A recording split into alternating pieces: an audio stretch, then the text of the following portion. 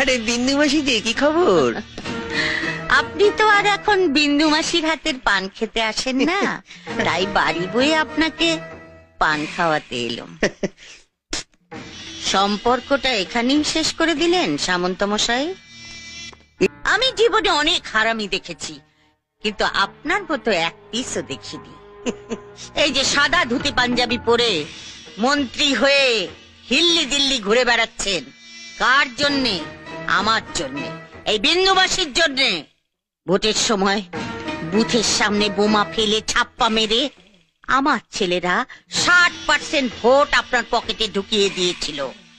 তারপর আপনি জিতেছিলেন, তারপর আপনি মন্ত্রী হয়েছেন।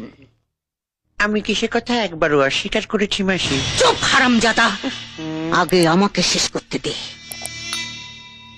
আমাকে কথা দিও টিকিটটা বাবলু কোলেকে পাইয়ে দিলি। আপনার পার্টি আমাকে টিকিট দিক বা না দিক, ভোটে আমি দাঁড়াচ্ছি ওই বাবলু কোলের বিপক্ষে। ভোটের এখনো অনেক দেরি আছে, তার আগেই আপনি জানতে পেরে যাবেন কে জিতেছে, ওই বাবলু কোলে না এই বিন্দু মাসি। তারপর দেখ কেমন লাগে।